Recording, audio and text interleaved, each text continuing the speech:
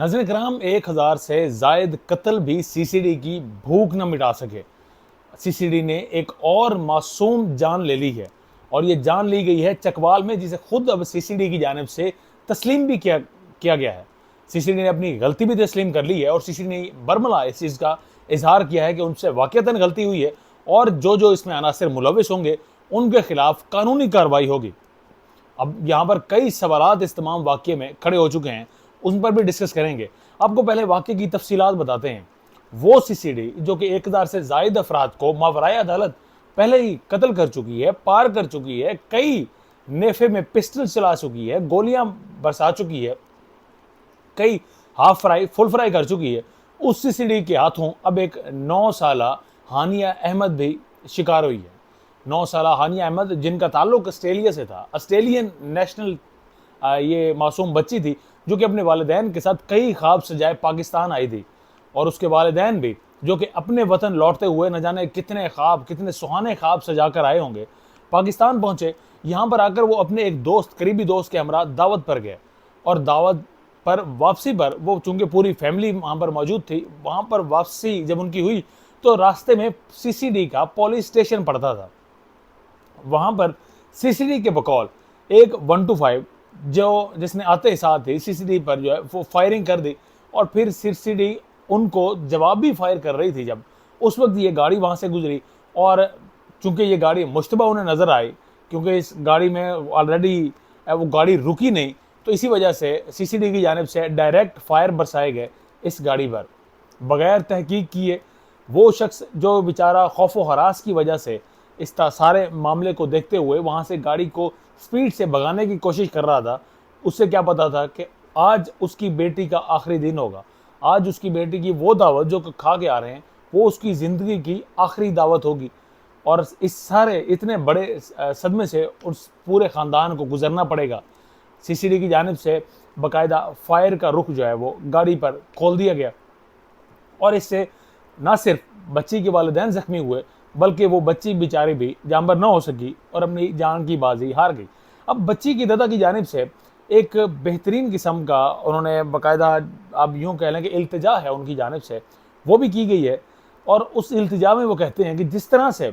CCD पार करती नज़र आती है या जिस तरह से सीसीडी मुजरिमान नहीं मुलजिमान के खिलाफ कार्रवाइयाँ करती है, मावराए अदालत कत्ल करती है, तो अब होना ये चाहिए, क्योंकि 302 का ये वाक़या है, सीसीडी की अपने ही एहलकारों की जानिब से गाड़ी पर गोलियां बरसाई गई हैं, तो अब इसका जवाब ये बनता है कि सीसीडी अपने एहलकारों को भी उसी तरह से फुल फ्राई करे, उसी तरह से उन पर गोलियां बरसाए, उसी तरह से मावराए अदालत उनका भी कत्ल करे ताकि उनका कसास पूरा हो सके।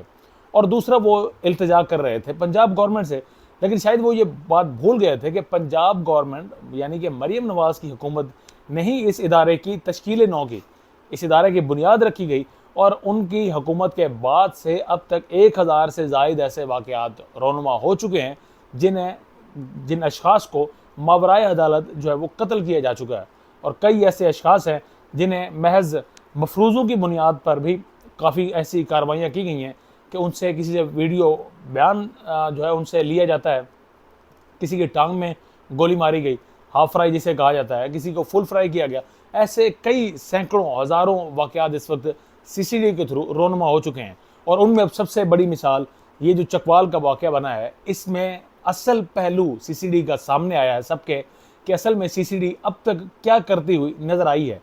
आपको याद होगा नाज़रीन कराम, साहिवाल में भी सीटीडी की जानिब से अटैक किया गया था और उस वक्त भी एक दो गालिबान जो है वो उस वक्त मासूमीन है,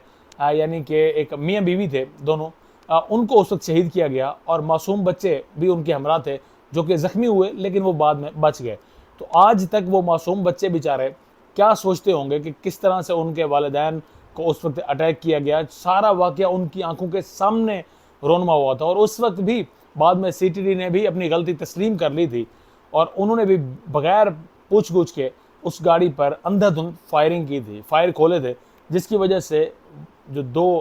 वहाँ पर जो अमवात हैं वो हुई थी और बच्चे भी यतीम हुए थे। तो क्या अब इस बच्ची के वालिदैन को इंसाफ मिलेगा?